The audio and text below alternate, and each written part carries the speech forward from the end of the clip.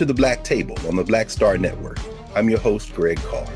We'll devote an hour today, as we always do, to exploring ideas and subjects of general importance and special importance to African people and others fighting for the struggle to make and build a better world. Well, we are in the week of Juneteenth. For the second time in the history of the United States of America, there will be a national Juneteenth holiday celebrated. We are very excited about that here at the Black Table. In fact, so excited that we have lined up a couple of guests to help us think through the history of Juneteenth and the meaning of Juneteenth, the first of which will help us put it in an international context and help your celebrations really pop. And then we'll get into the deeper significance of Juneteenth as it relates to Texas, the history of the United States, and the future of the United States. So let's start with some basic facts. On June 19th, 1865, Major General Gordon Granger, accompanied by troops from the United States Army, by some accounts, as many as 3/4 of them, people of African descent, men of African descent, rode and sailed into Galveston Bay in Texas and issued General Order Number 3, declaring that not only was the war over, but that enslavement was over. And the following year, the first Juneteenth celebration took place. And that was on June 19th, 1866. Now, it's very important to understand that Juneteenth is folded into a constellation of Emancipation Day celebrations around the hemisphere. Usually in the Caribbean, those celebrations congeal somewhere around the first or second week of August. In other parts of the United States, certainly during the Civil War and after the signing of the Emancipation Proclamation, January 1st became a very important date after January 1st, 1863, of course, and throughout the South, as Juneteenth spread into Oklahoma and Louisiana and other places, sometimes that date might fall later in the month of June or even in July or August. And all of these together are emancipation celebrations that talk really about the long freedom struggle of people of African descent. And of course, in Texas, we saw Juneteenth, thanks to a brother, Representative Al Edwards, become a state holiday in 1980. But of course, we're talking about it now in the context of the United States and a federal holiday, because in May 2020, George Floyd lost his life in Minnesota. But what many of you know, because we know our brother Roland Martin, the founder and leader of the Black Star Network, graduated from Jack Yates High School, as did George Floyd. What many of you may not know is that Jack Yates, the high school that Roland graduated from, that George Floyd graduated from, Felicia Rashad, Debbie Allen, so many others graduated from, that school is named for Jack Yates, a formerly enslaved African who came to Texas, like George Floyd's family did, from North Carolina, and was one of the formerly enslaved Africans who bought land and in 1872 created Emancipation Park, where the first Juneteenth was celebrated in Texas, in that part of Texas, in Houston. Well, when George Floyd lost his life in May 2020, the Great Reckoning began to flood into the streets of the United States and around the world. 2 years later, or actually a year later, the President of the United States on June 17th, 2021, created a Juneteenth holiday. Actually, I was actually there for that bill signing, and nobody believed that there would have been a national Juneteenth holiday had people not been out in the streets for a whole year before. And this little kind of symbolic gesture opened up a new conversation around race and around power, around enslavement, around national memory. And so today, we couldn't think of anyone better to think about Juneteenth, the rituals of Juneteenth, the significance of Juneteenth, than a sister who enters this conversation from a very unique point. She is a naturopathic doctor, physician. She is an entrepreneur and institution builder. She is a 5-generation herbalist. She is a remarkable thinker, institution builder, cultural worker, and Dr. Sunyatta Amen, who joins us now.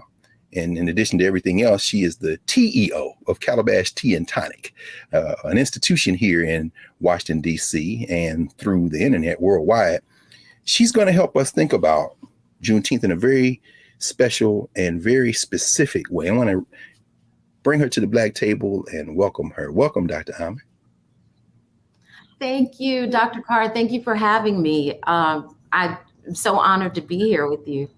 Yes. No, I mean, thank you. I mean, we have a lot of, next week we'll talk to Gerald Horn, our friend Gerald Horn, who's going to walk us through the history of Texas and Juneteenth and all that. But today we were like, okay, everybody's going to be celebrating. And of course, our people have been celebrating all along in Texas with the barbecues and the foot races and the pageants and the games. But the food is significant in all human rituals. And people now who are stumbling around in the stores trying, well, I want to celebrate Juneteenth, or I want to honor Juneteenth. What do they eat? I mean, what do they do? We said, let's get Dr. Amen to talk about this, because you published recently an article in the Washington Post, actually, I guess it was last week, where you talk about the significance of some of the Juneteenth foods as they relate to the celebration and the culture, and particularly the concept of these red foods. But we want to talk about that in the next segment. What I hope you'll share with us today in this first segment a little bit is more about yourself. I mean, we know you obviously from a lot of work, whether it be CNN or the Washington Post, whether all the institution building you've done, your president. But tell us a little bit about Dr. Sunyatta Amen. Wow. What an intro. I appreciate that. I am a fifth generation herbalist and the descendant of Maroons, two sets of Maroons. Maroons from the Great Dismal Swamp here in the United States, and Maroons that are Jamaican. And I believe that kind of puts me in like this really awkward, strange space of being a cultural custodian. And as much as I tried to run from that as a young person, I was like, I don't want to do this work. I mean, I grew up in a health food store. My dad is an ethnobotanist by training, who also trained in Cuba in school there, at university in Cuba at a time when Cuba was extending invitations to high school and college students to come there for university. And the last thing in my life I wanted as a young person was to do this work, was to be an herbalist, was to, be centered in building community.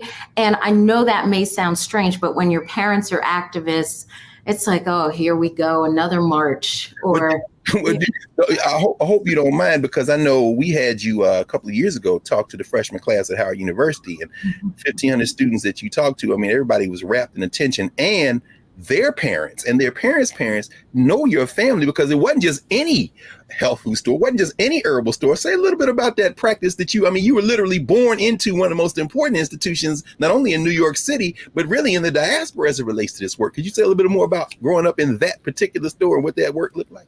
I was definitely the free labor in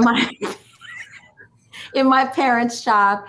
And that's to say that's what community is about. A lot of times the spirit of entrepreneurship is the seeds are sown. And that's what we talk about when we talk about self-sufficiency and revolution and freedom as is celebrated during Juneteenth is our connections to our community, our business community, et cetera. I mean, that's where we see the dust ups, right? Like in Oklahoma, in Tulsa, and, is in North Carolina, is when we are connected through business. And so growing up, as I said, not realizing how pivotal my parents and the folks that continued that work would be in Harlem. My dad opened in the early 70s a place called Black Pyramid. I guess pyramid wasn't black enough. I don't know. Well, either way, it became legendary. When you say Black Pyramid, certain people start, oh, really? Oh, yeah. So, right. And the offshoot of that was Tree of Life. Yes. And so my dad's partner and my dad and my cousins sort of shifted that focus into a full-fledged bookstore. They figured, if you're feeding people's minds, you're going to feed their bodies. There has to be this shift in consciousness. And so that store existed for maybe 25 years, and then Tree of Life up until, not so long ago. And these became bastions in the community. My dad opened 3 stores ultimately, and what I find is that people do come to me and say, "Oh, I know that place," or "I bought books there," or I ate at the juice bar in there," and it is only as I became a little bit older young adult that I realized the importance of that particular thing, which I had pushed away from me. So every time I thought I was getting out, they pulled me back in. Well, you know what? I think what we might want to do now, why don't we do this? Why don't we pause and come back in the second block, and then we can get into not only your apprenticeships, but then open that into how, when we're going to have this conversation about the significance of the Juneteenth foods, all of this background and all this momentum you are able to empty into these rituals and help us understand what we're actually putting in our bodies for this ritual holiday. So we'll be back in a moment with our guest, Dr. Sunyatta Amen, the TEO of Calabash Tea and Tonic, and the history of Juneteenth through the foods of Juneteenth. Back in a moment at the Black Table.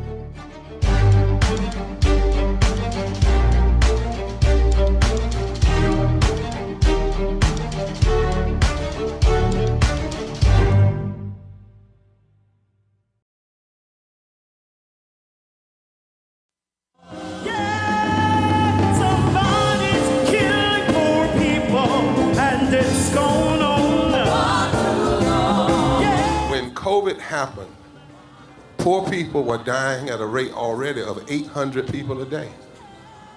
Before COVID, if you went to a funeral every single day, it would take you 600 years to attend all the funerals of the people who will die from the ravages of policy violence, poverty, and low wages in America in just 1 year. It would take you 2 years and 19 days to go to all of the funerals of the people that will die today, and oftentimes silence. Nobody talks about this political genocide, but we are determined today to remember their death and be a resurrection of voting power and voice power like never before. Economic justice and saving this democracy are deeply connected. We, as a nation, must listen to the demands of the poor, who are pushing and will continue to push political candidates and elected leaders to lift from the bottom so that everybody can rise. Take back the mic, take back the mic, take back the mic, take back the mic. We are the poor, the marginalized, and the underpaid. And we are taking one step forward to say that everybody has a right to live. Poverty is not the fault of those who are impoverished. It is caused by those who make the policy. There are over 135 million poor and low-wage, low-income people in this nation. The biggest block of potential voters by far is low-income, low-wage voters. I can't afford medicine. Sometimes I have to skip because of the cost. The farm worker community is tired of the violence imposed upon us by greed, exclusion, and denial of basic human rights. Those folk that represented by that casket, poor and low-wage workers who are the most moral people in this country because they go to work every day believing, even though going to work is hazardous to their health. I'm tired of working 70 to 80 hours a week and still not have money for the necessity of bills. I'm tired of getting sick and not being able to go see the doctor. Having to make a choice to pay between rent or the light bill or food or clothes. You cannot claim to care about families and a culture of life and then do everything in your power to rob people of equal access to resources and to force them to live in poverty. Leadership of both parties had waged war on poor people and low-wage workers. And this government has treated people experiencing poverty, including their military families, with disdainful, deliberate, malicious neglect. So the truth is that my son died from poverty. We refuse to accept poverty as the fourth leading cause of death. The fourth leading cause of death in this, the richest country in the world. We march today for our children and the generations to come. And we need to do it with the loudest voices possible, the biggest actions possible. We will voice our demands and register our vote. When we stand up And when we stand together, things change. There is the electorate that is, and then there is the electorate that should be. 34 million eligible poor and low-income voters did not vote in 2016. If just 20% of those voters in swing states were mobilized around an agenda, they could change the political outcome of every election. So we're launching the most massive voter mobilization and turnout campaign in history of poor and low-wage voters, allies, and religious leaders. People are dying, but we know it doesn't have to be this way. And so we are calling on everyone to join us in this Poor People's Campaign, a national call for more revival. We are here, we will be seen, we will be heard, and our power will be felt. We don't need to be an insurrection. We are a resurrection that will be felt across this country. Are you ready? Ready, ready, ready.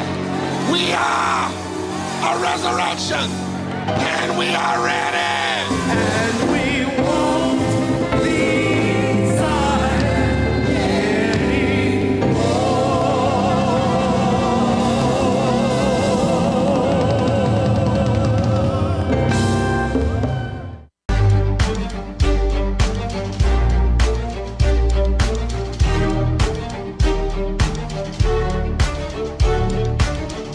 Welcome back to the Black Table. I'm Greg Carr here on the Black Star Network.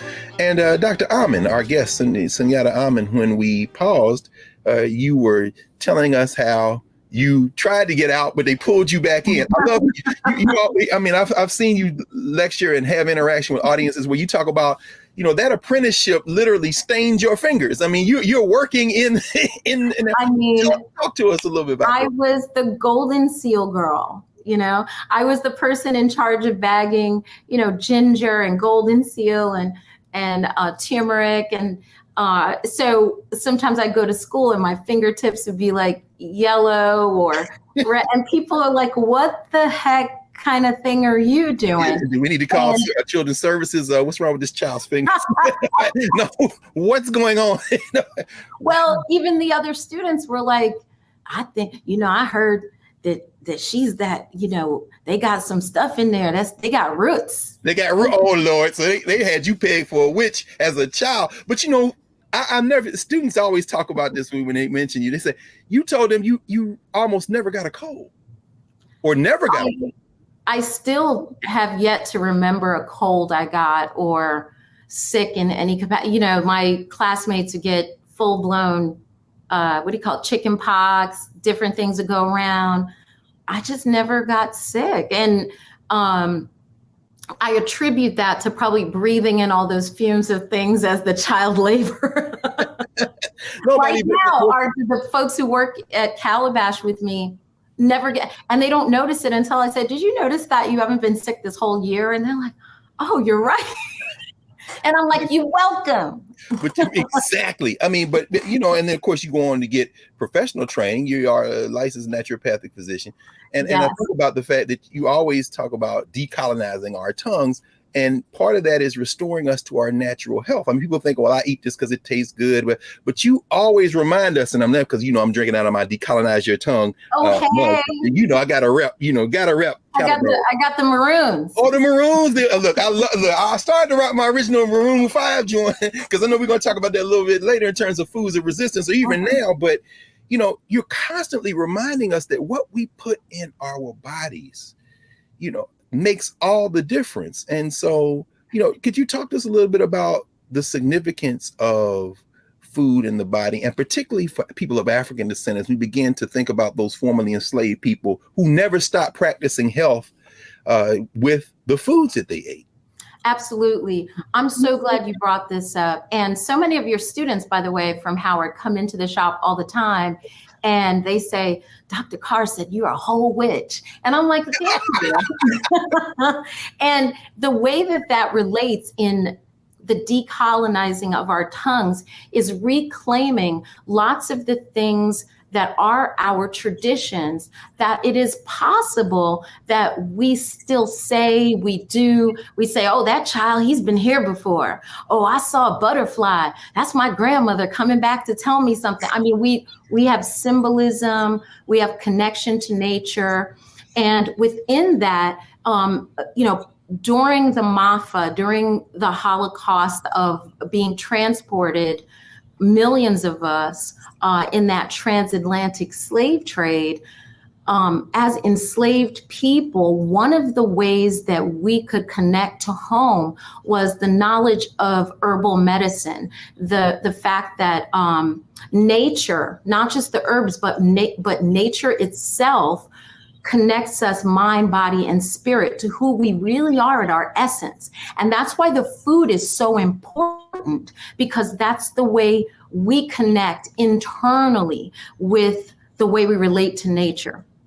And so many things were taken from us. And even in places where we were forbidden to drum or to practice traditional Yoruba ceremony or traditional Akan things, or we must remember many of us were Muslim, being taken, many imams and many Sufis, and that in the New World, in general in life, if you think about it, everything you can do to a person, you can try to control a person.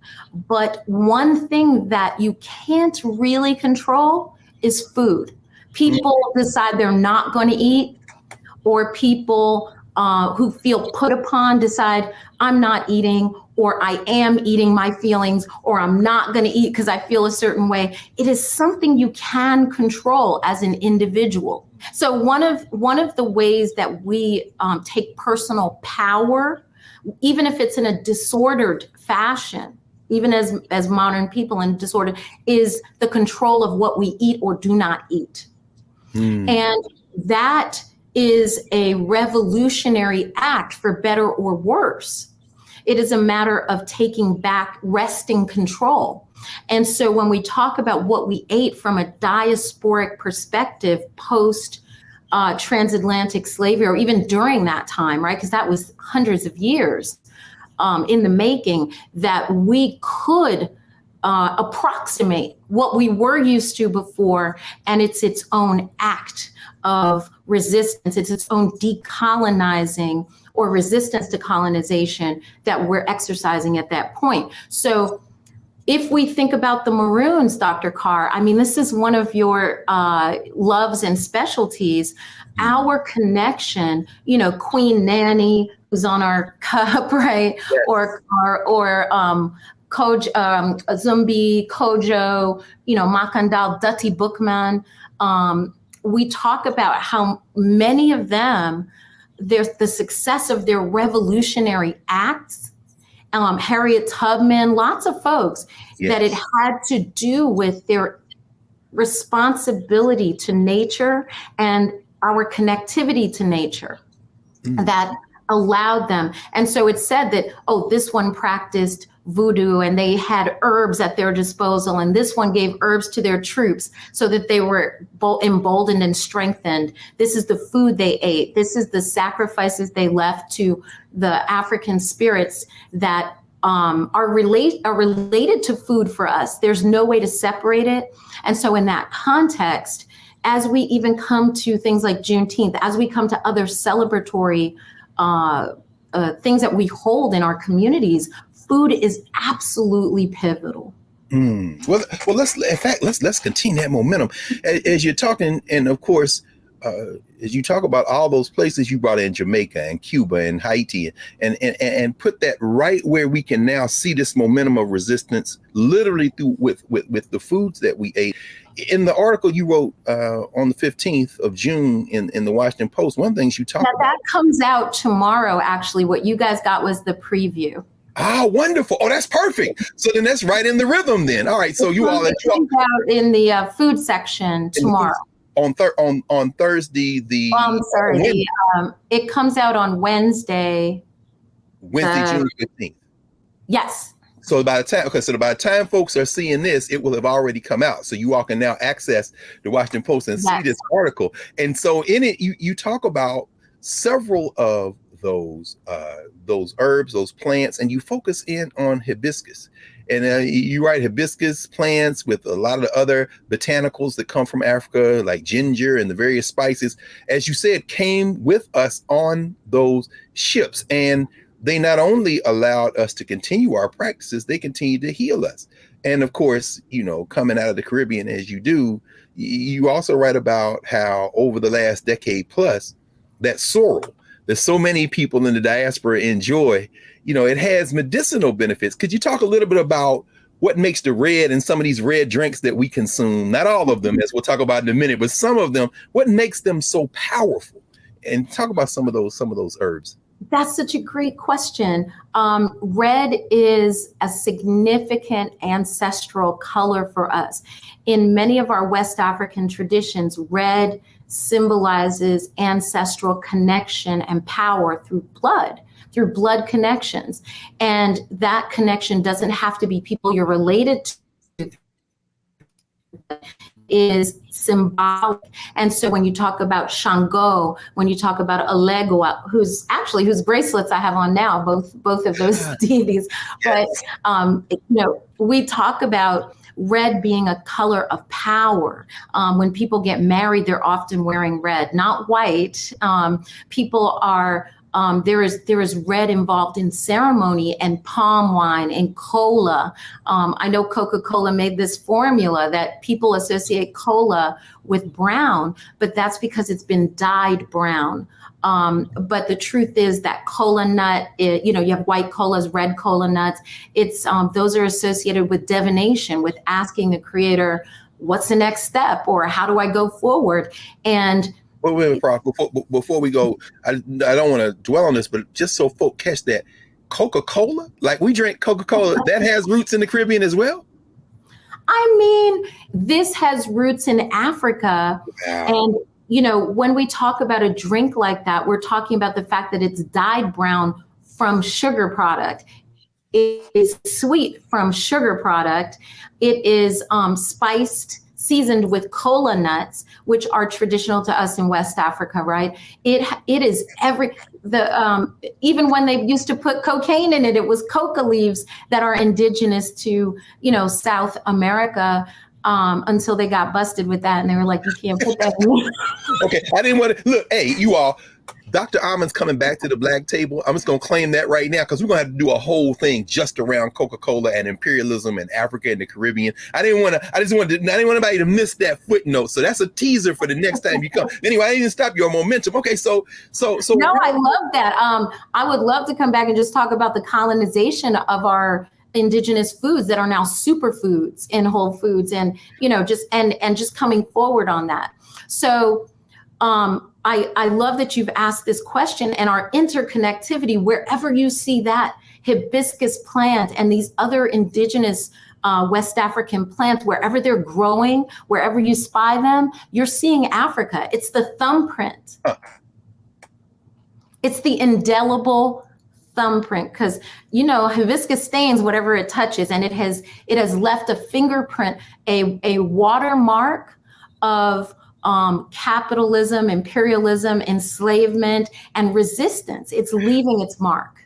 Well, you know what then? I think that's actually a perfect place for us to pause. And when we come back in our next segment, let's pick up with that red drink. Because just like Juneteenth, I've heard a lot of debate and discussion saying, well, Juneteenth belongs to us as Black people. It's not American. It's not everybody in America. It's enslaved people. And then people say, well, Juneteenth isn't part of the Caribbean. It isn't part of Africa. We are African Americans. Well, just like you said, anytime you see that red, you see us wherever it is. Anytime you see Juneteenth, you see liberation struggles wherever they are. So that's perfect. When we come back in a moment with you, Doc, we're going to pick right up and ask you about that red drink. We're going to ask you about not only its significance, but where we see it, how it connects to Juneteenth, other red drink options. And for those of you who have read the Washington Post article, Dr. Amen includes a recipe on how you can brew your own up. But we'll be back in a moment here at the Black Table, Black Star Network. Back in a moment.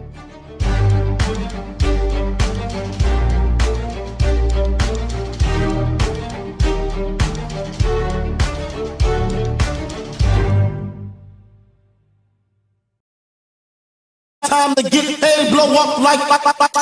Fan-base exclusive audio rooms are here. Now tap, talk, and get paid. Monetize your live podcast and most engaging conversations. You can now create exclusive audio chat rooms only for your subscribers and biggest fans. And as a user, subscribe, listen, and talk to your favorite creators. Now tap, talk, and get paid. Because everyone's a fan of something, and everyone has a fan base. I'm blowing up like you thought I, and if you don't know,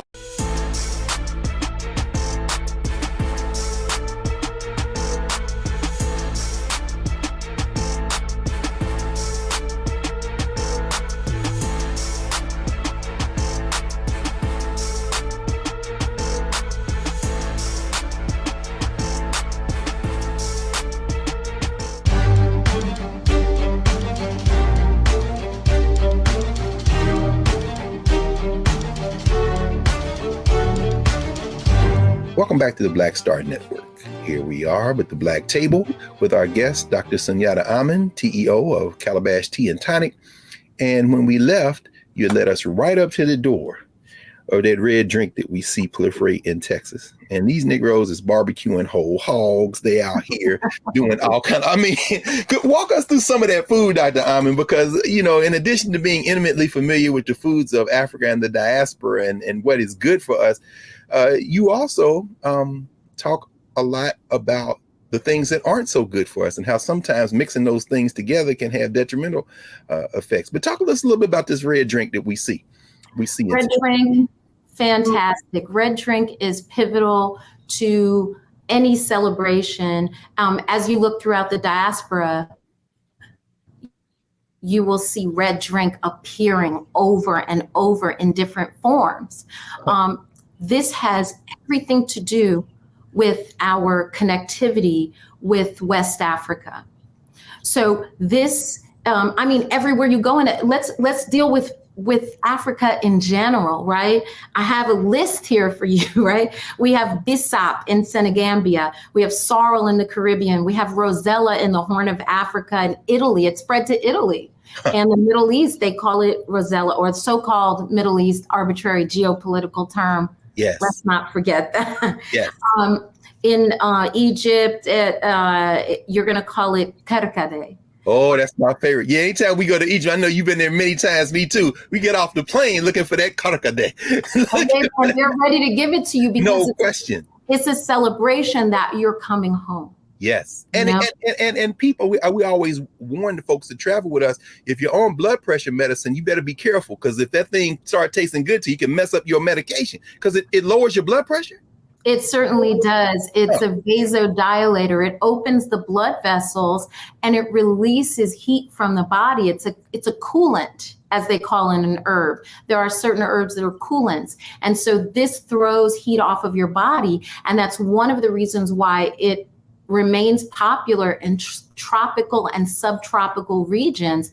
And as we look at it translating over into different drinks here, but even used, hibiscus is associated with cooling, with healing, with our ability to survive in inhuman conditions, to be worked to death on plantations in high heats.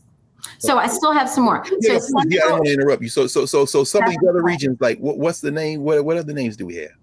So in Central America, it is called Agua Fresca de Jamaica, or Jamaica. And so it's called Jamaica because that was one of the main landing points of hibiscus and other herbals. And I assert that, not just because my parents are Jamaican, but I assert that there's a history of maroonage in Jamaica and that connection from Queen Nanny and Kojo and all these other folks. And when we talk about their mastery of herbal medicine, is because it was one of those places where the drum still existed and our connection to traditional spirituality, which includes herbal medicine. There's no way to separate it.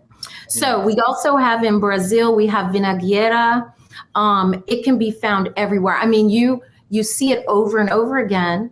And as you mentioned, Dr. Carr, things that are great for us and some things that aren't so great. Hey, there's life. So yeah, wow. And then so then the folks brewing that red drink in whatever form they brew it in Texas, celebrating Juneteenth, are cousins with all these other folks. We are all cousins. When we talk about Black food, I prefer that than African American food. We could definitely talk about things that are specific to African American cuisine. But we need to remember that we are one family, and you'll see these themes over and over again. And it's an opportunity for us to understand each other and create those linkages, to link back. We were separated. It just depends on where those ships landed and, having been stolen from another place. And so we are also very connected. It's amazing. So when we think about that, like barbecue, Dr. Carr, you mentioned barbecue for Juneteenth. Yes. The very word barbecue comes from the Arawak, the native Caribbean, of which, the Carib Indians, as we will call them, right? Carib Native American people, Arawak. Their word for barbecue is barbacoa. And so that's where the word barbecue came from, or barbacoa. And so we can't separate at all. Like there's no way to separate our intrinsic relationships with Native American people that we interblended with, literally, and then also from each other as descendants of African, stolen folk. So, oh man, I'm just so excited thinking about this, because so many of us don't realize as Black people how connected we are and how far back those traditions go. You wrote about all that red food that is associated with Juneteenth: strawberry pie, barbecue, red rice, watermelon. Watermelon is so important to us, and watermelon's gotten a bad rap, Come on, redeem watermelon for us, Dr. Amen, today. Don't be ashamed of that watermelon, y'all. There are people who say they won't eat it in public around mixed company. In mixed company, they will not eat it in certain settings. I've seen people eat watermelon with a knife and fork, my hand to God. If they're I know. You petty bourgeois Negroes, put that knife and fork down and eat like your mom and them used to eat that watermelon. Why is watermelon so important, Dr. Well, here's the thing. Fair enough, right? Chicken and watermelon became associated with us in a very negative capacity. And in the framework of that, I think personally that foods that we eat with our hands became villainized. So, things with a bone in it, things that we pick up and eat, it seemed déclassé because you're not using continental table manners, with a knife and a fork, which is more of us decolonizing our tongues, pushing away from that and using our hands, learning to eat fufu, learning to eat collard greens, picking it up. You go to some place in the South, people say it tastes better when you pick it up with your hand. And that's because that's the way we traditionally eat. All over the world, people do that, and so when we look at our traditions of red foods, red velvet cake and red punches, you go to the Caribbean, you got fruit punch served to you when you first get off the plane, just like you do in Africa. You get the kerkade, you get the sorrel, you get the bisap. In the South, we have our own traditions, and parts of my family that are from North Carolina went to Texas.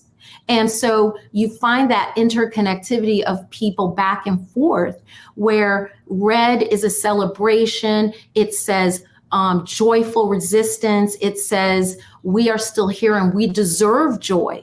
And in the context of that, commercial enterprises like how we mentioned Coke and other makers of soft drinks and hard drinks, right? So non-alcoholic and alcoholic drinks, really started to recognize these Black folks like this red drink and red foods. Yes. Let's see how we can color things with as much red as possible, whether it's candies and the Skittle and the, all of this stuff, the red sodas, Big Red and Kool-Aid. My God. You're hitting too close to home, Doc. You're hitting too.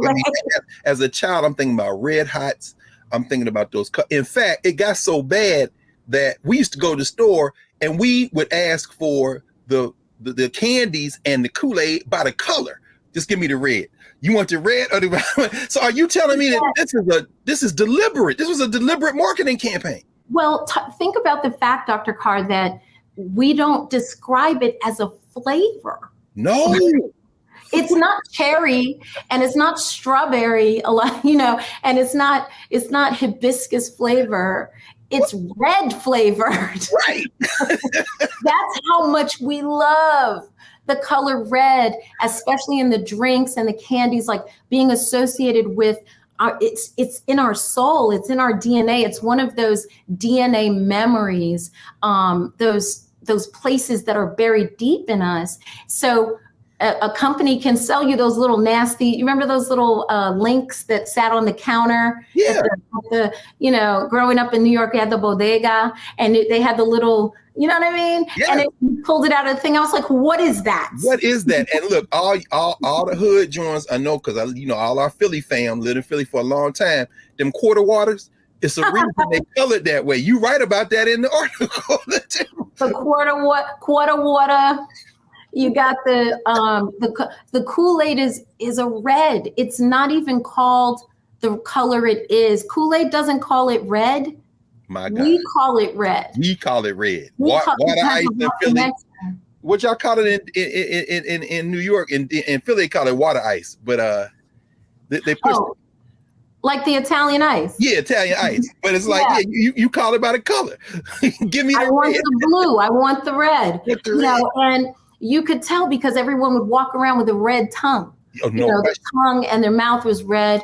We didn't care, And so when we talk about large food corporations recognizing our love for these things, Juneteenth factors into that, in that so much of our celebration there in the Caribbean with sorrel and pushing into our northern loves for red, it's like they say, oh, wait a minute, we can market this as a thing specifically to people of color.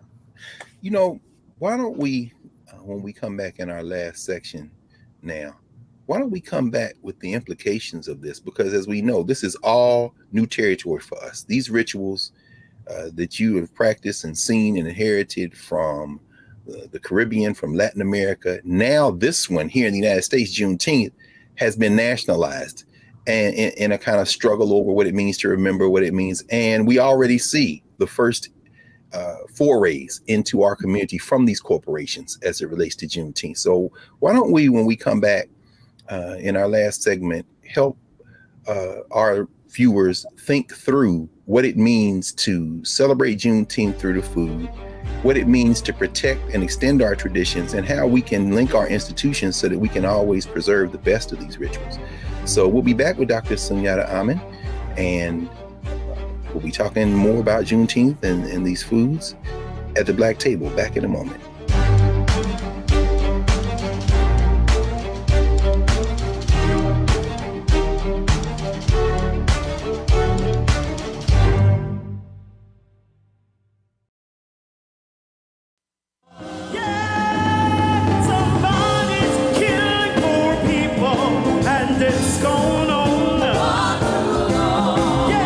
COVID happened, poor people were dying at a rate already of 800 people a day.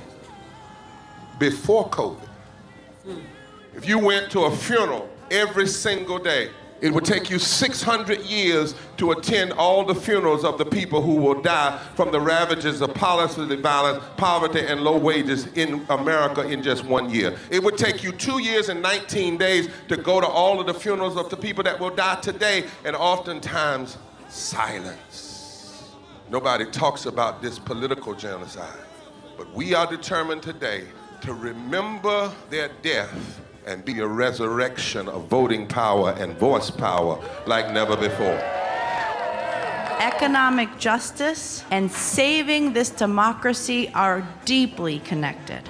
We, as a nation, must listen to the demands of the poor, who are pushing and will continue to push political candidates and elected leaders to lift from the bottom so that everybody can rise. Take back the mic, take back the mic, take back the mic, take back are the poor, the marginalized, and the underpaid. And we are taking one step forward to say that everybody has a right to live. Poverty is not the fault of those who are impoverished. It is caused by those who make the policy. There are over 135 million poor and low-wage, low-income people in this nation. The biggest block of potential voters by far is low-income, low-wage voters. I can't afford medicine. Sometimes I have to skip because of the cost. The farm worker community is tired of the violence imposed upon us by greed, exclusion, and denial of basic human rights. Those folk that represented by that casket, poor and low-wage workers who are the most moral people in this country because they go to work every day believing, even though going to work is hazardous to their health. I'm tired of working 70 to 80 hours a week and still not have money for the necessity of bills. I'm tired of getting sick and not being able to go see the doctor. Having to make a choice to pay between rent or the light bill or food or clothes. You cannot claim to care about families and a culture of life and then do everything in your power to rob people of equal access to resources and to force them to live in poverty. Leadership of both parties had waged war on poor people and low-wage workers. And this government has treated people experiencing poverty, including their military families, with disdainful, deliberate, malicious neglect. So the truth is that my son died from poverty. We refuse to accept poverty as the fourth leading cause of death. The fourth leading cause of death in this, the richest country in the world. We march today for our children and the generations to come. And we need to do it with the loudest voices possible, the biggest actions possible. We will voice our demands and register our vote. When we stand up and when we stand together, things change. There is the electorate that is, and then there is the electorate that should be. 34 million eligible poor and low-income voters did not vote in 2016. If just 20% of those voters in swing states were mobilized around an agenda, they could change the political outcome of every election. So we're launching the most massive voter mobilization and turnout campaign in history of poor and low-wage voters, allies, and religious leaders. People are dying, but we know it doesn't have to be this way. And so we are calling on everyone to join us in this Poor People's Campaign, a national call for moral revival. We are here, we will be seen, we will be heard, and our power will be felt. We don't need to be an insurrection. We are a resurrection that will be felt across this country. Are you ready? Ready, ready, ready. We are a resurrection, and we are ready. And we won't be silent anymore.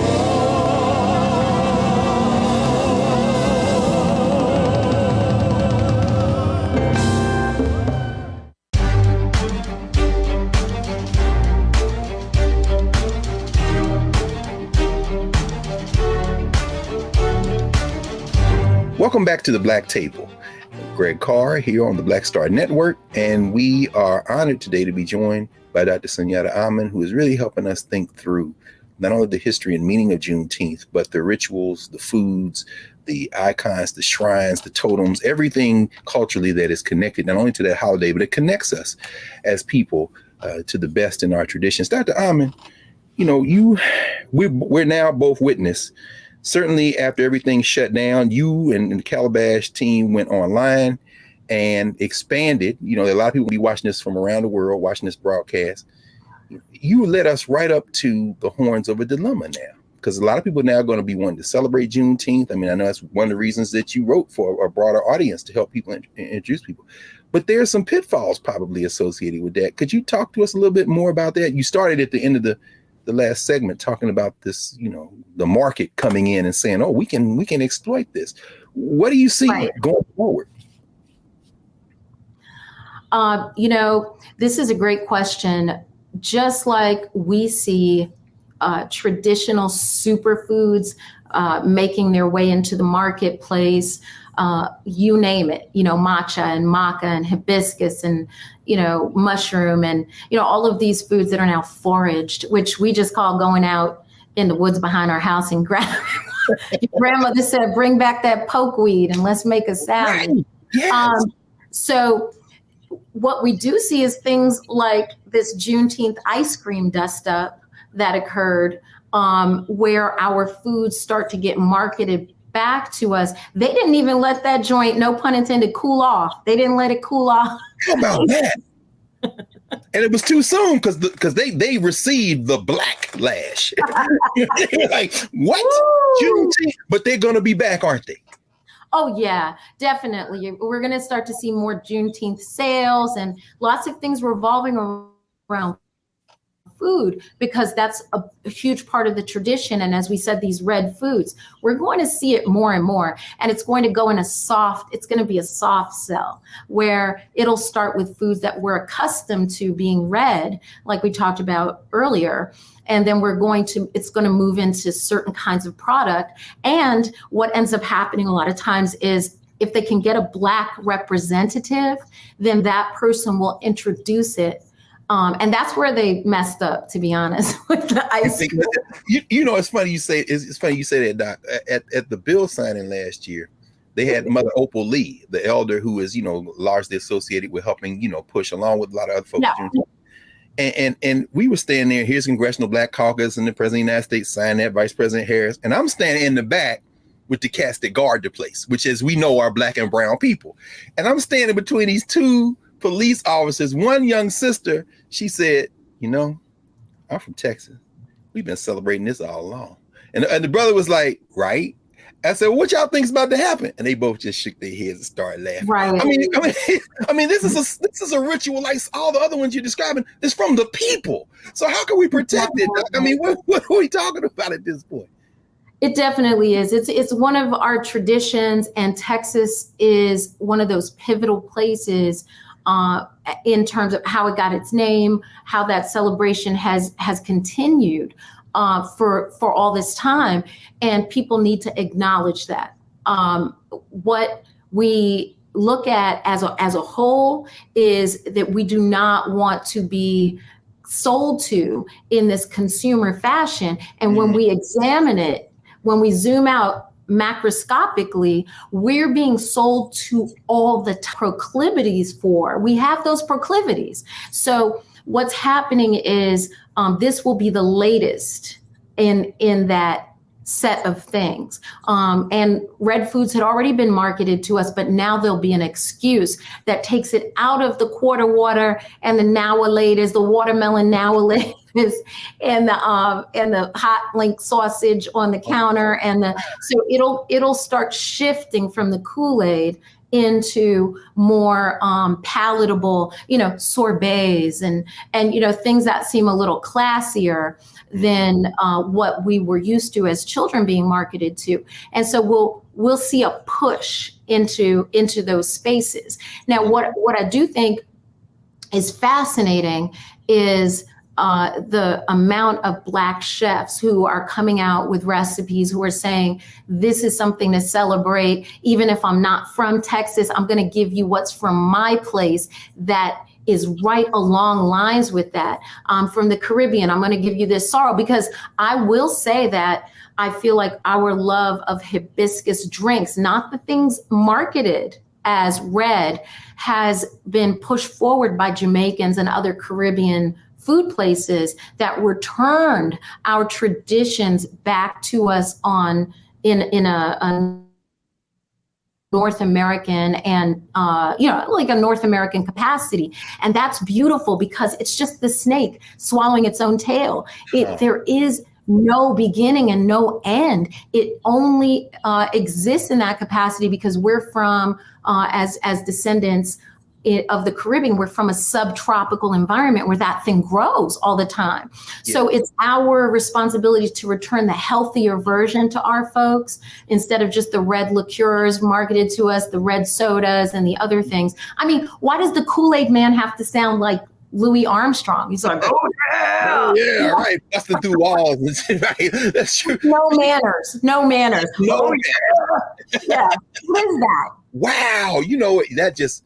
Man, you just really are sparking so many memories for me. I mean, We grew up watching that Kool-Aid man bust through those brick walls. And until you said that, it never occurred to me the underlying cultural assumptions and stereotypes.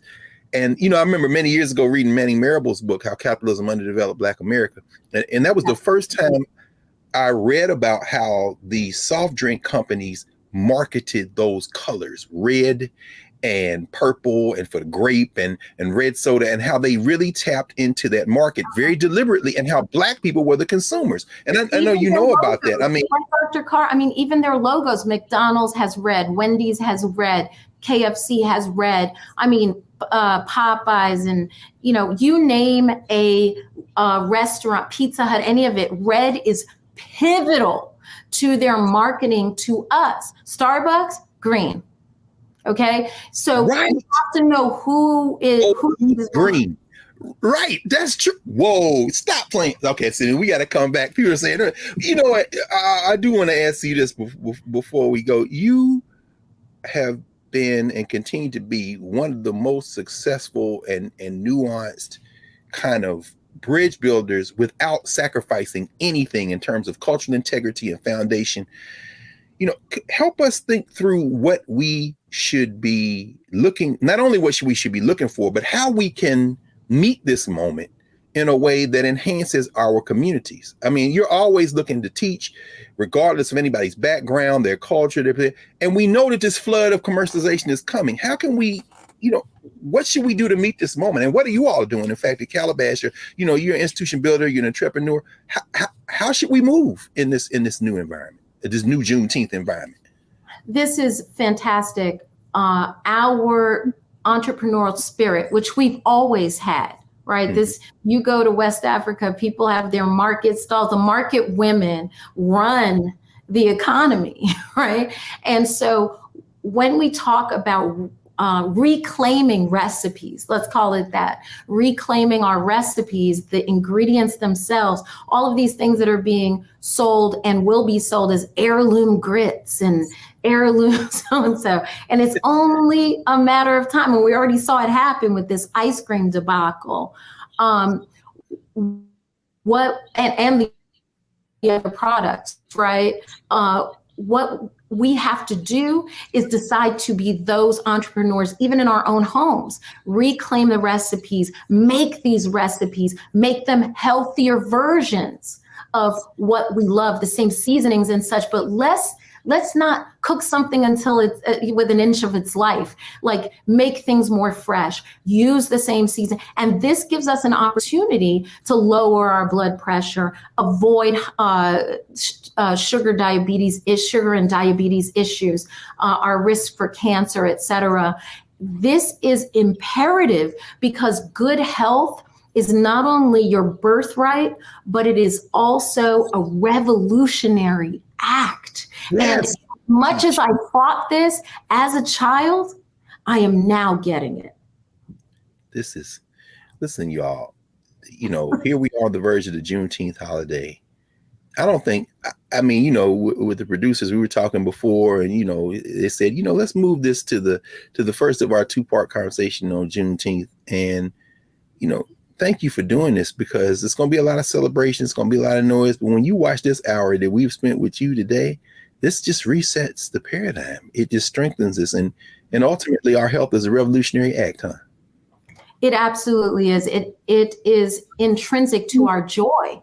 And if it is true that every American citizen is due life, liberty, and the pursuit of happiness, our being able to live is pivotal to that entire flow. Otherwise, our quality of life is compromised. And that is a deliberate act with corporations. It's a deliberate underpinning of enslavement for so long, and what we were forced to eat, what we had access to. Now we're at the place where we want to make sure that we do the best we can for ourselves to increase our life and well-being. Yes. Well, how can we continue to do that with you and with your team at Calabash. I know one of the things that you and I are involved in, building out the narrative platform, some other work we're doing, is we've been reading and discussing the work of Octavia Butler. And I know one of the new T's you've introduced is Octavia Butler at Calabash. How can we continue to support you and the team at Calabash team? What kind of things you all into that we can share with the Black Table audience today? Well, folks can pop on our website, calabashtea.com. Folks can pop on our Instagram. We love being able to interact and answer questions. We are, as you know, we talked about these cultural custodians, like it or not, when we were younger, and we've walked it, we've leaned into it now at this point. And so that's part of it. Is also, you know, we have Harriet's Gun Tea, and we have Garvey's Ghost, and we have actually, I was having Octavia this morning. We have Octavia Butler. We have Oshun's Kiss. Like, we love celebrating our traditional ingredients. You know, I got the little joint. I'm gonna come get my re-up. I got the big joint. Yeah, of course you do. You made it. You know what I'm saying? But anyway, I'm sorry. We love celebrating. You about to say? Yeah, well, I love the ability to celebrate our ancestors and the people we should give flowers to now. Yes. You know, through the foods. And that is how we've traditionally functioned, right? So when we talk about our ties and connections to traditional Yoruba and traditional Akan and all of the things that somehow we had to leave a lot of that, we still have it and we can still reconnect. So we're here, you know, we love at Calabash being able to have your cousins. Yes. Yes. Well, Dr. Amen, we want to thank you, the whole Black Star Network and the Black Table in particular, for spending this time with us and helping us prepare for the Juneteenth holiday, and beyond that, for really recentering ourselves, for decolonizing our tongues, for healing us. And we hope you'll come back and join us very soon. I appreciate being here. Thank you. Thank you. So we're going to wrap for now, and I'll be back to clear the table in a moment here at the Black Star Network and prepare for next week when we will continue this conversation and put it in a larger geopolitical context with our brother, Dr. Gerald Poon. Back in a moment.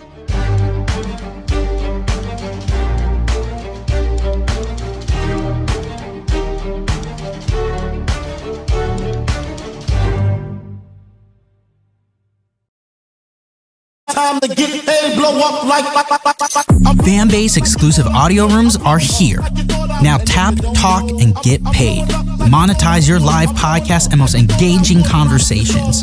You can now create exclusive audio chat rooms only for your subscribers and biggest fans. And as a user, subscribe, listen, and talk to your favorite creators. Now tap, talk, and get paid. Because everyone's a fan of something, and everyone has a fan base. I'm blowing up like you thought out, and if you don't know. Hatred on the streets, a horrific scene, a white nationalist rally that descended into deadly violence. White people are losing their damn minds. As an angry pro-Trump mob storms the U.S. Capitol, we've seen We're about to see the rise of what I call white minority resistance.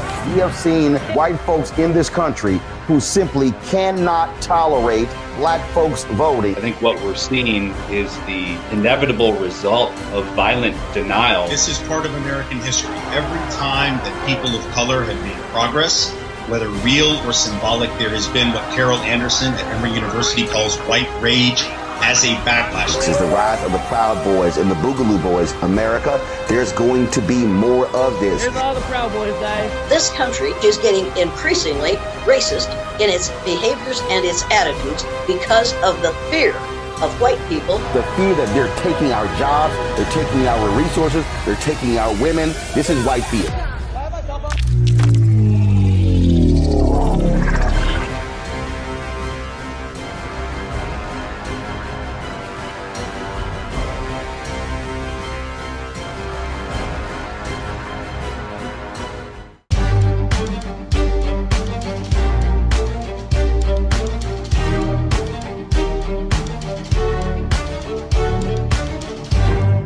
Welcome back to the Black Table on the Black Star Network. I'm your host, Greg Carr.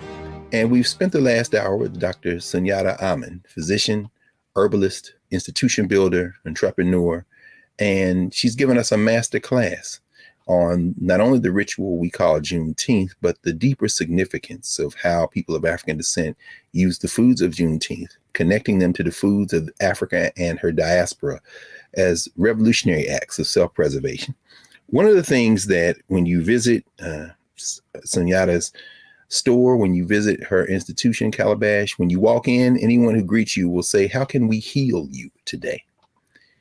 Well, as I said at the beginning of the show, when George Floyd became an ancestor and transitioned to the ancestors, a lot of people didn't know that he had come from Texas, from Jack Yates High School. Jack Yates, one of the founders of Juneteenth in Houston, who had come from North Carolina, like Dr. Amen's ancestors, like George Floyd's own mother, and that they connect to a long and large arc of maroonage and resistance. Juneteenth is a ritual of resistance, a revolutionary act. And so we wish everybody a happy Juneteenth holiday. And more and most importantly, we wish everybody a moment to pause, to recenter, to renew, to decolonize your tongue, to heal, and to prepare ourselves for the work that remains. So we'll see you next week back at the Black Table here on the Black Star Network.